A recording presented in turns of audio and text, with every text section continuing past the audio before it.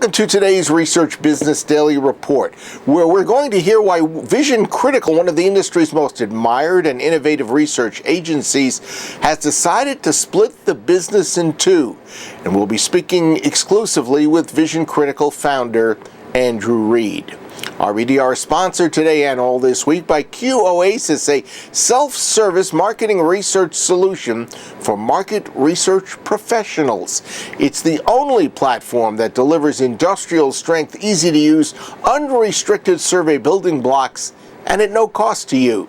And it is powered by the 22-year industry expertise of Socratic Technologies.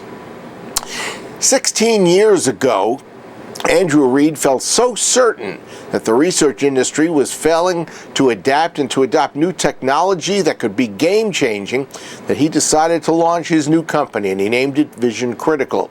Since then, that agency has continually rolled out innovations that rely strongly on new technologies.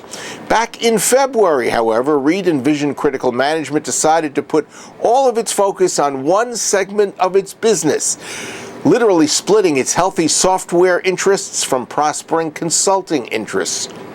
And considering that Vision Critical has grown in a decade and a half into a $130 million business, well, it seems that was a wholly unusual direction to take a company in. And so we asked Andrew to explain.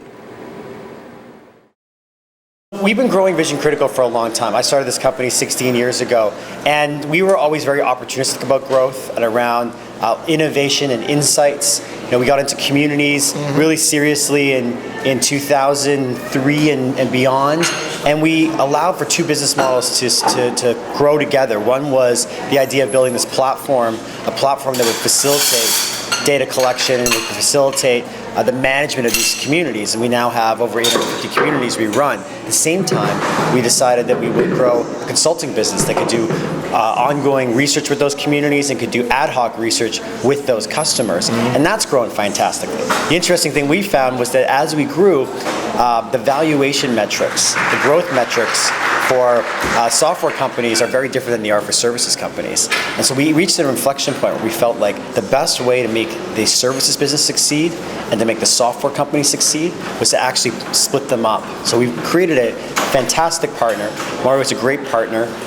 We had over 100 people move into Maru from Vision Critical, and we're now working together in partnership with them. They have the flexibility, the freedom, and the financial backing to really make that group grow and to make that business successful. Was either side of the business growing that much faster or that much more than the other?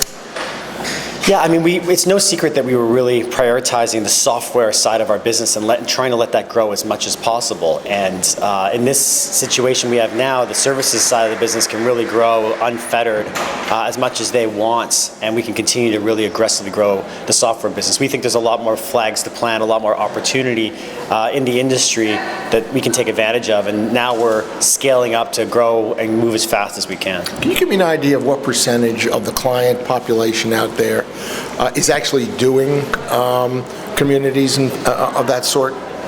That's a tough question. That's a tough question. Is it a really small number, or is it? Well, I think the number I was given by someone the other day is that we think that we have over a third of the Interbrand 100 clients are our clients. That number is actually creeping up towards being half.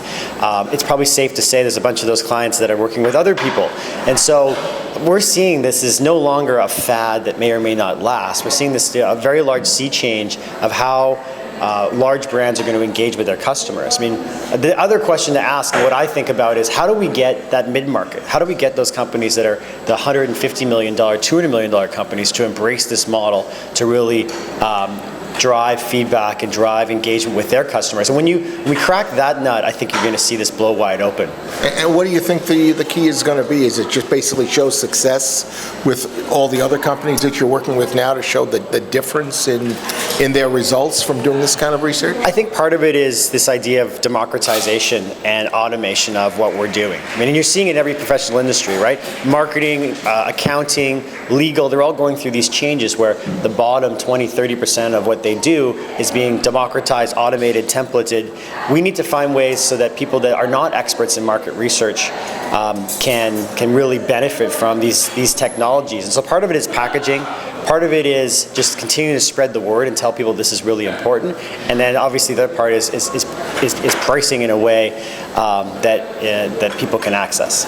Is there, I'm going to say a hidden message, maybe that's not the right word, that the rest of the industry should be paying attention to, taking special attention to from what you guys have done? Well, I just gave a talk about the importance of intrinsic motivation, of being authentic with your customers. And so I think what we're continuing to see is when brands are willing to use the power of their brand and willing to sort of lean into a dialogue and have an ongoing conversation and take the good and the bad that comes with that transparency, that authenticity drives businesses to be better, to have better products, better services, and a better connection with their customers. That's the lesson I think learned.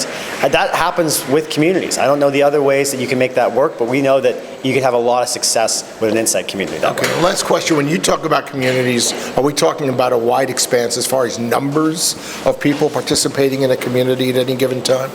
I mean, right now our communities are in range on the small side about 5,000, on the high side about 100,000 people on those communities, across about 850 communities. A lot of brands have multiple communities, and we're seeing the average sitting around 10,000 people actively involved with a participation rate at around 40%. We're trying to make that number even better. But I think in the future, depending on how the convergence with the marketing department works, I can see these communities getting bigger, especially our ability to prove that we can drive real genuine engagement. So it'll be interesting to see what the next few years look like. And are any of these communities short-term, or are they all considered medium to long-term? Not that I know of. I don't think we're doing many short-term communities. Like most of our communities, the whole point we have is launch something that's going to give you value on an ongoing basis. It takes a little while to get that flywheel spinning. So once you get the flywheel spinning, you build the trust over the first 90 days, 100 days. Don't shut the community off. You're going to have more reasons to talk to those people. Keep talking to them. That's your Research Business Daily Report. We've been sponsored by Q-Oasis, a self-service marketing research solution for research professionals. The only platform delivering industrial strength, easy to use, unrestricted survey building blocks for free, and powered by the 22-year industry expert Socratic Technologies. Q-Oasis is a substantive step up for anyone who needs to do do-it-yourself research. You can consider it as a much lower-cost professional system that will still fit nicely in doing tactical surveys, and that'll save you expenses on a consultant. Plus, you can use the saved dollars on larger, more strategic initiatives. Q-Oasis automatically optimizes your research for desktop, tablet, or mobile devices. How's that for being up to date? It supports complex logic control. It seamlessly integrates and immediately accesses dashboard quality results. In short, Q-Oasis is state-of-the-art. It even offers gamification capability. Drag and drop, and with the assistance of Socratic Technology, analytic components. And again, it's all free. The URL on the screen to my right takes you to the master source of Q-Oasis information, so check it out. We hope that you have a great research day, and we know that we'll see you back here tomorrow.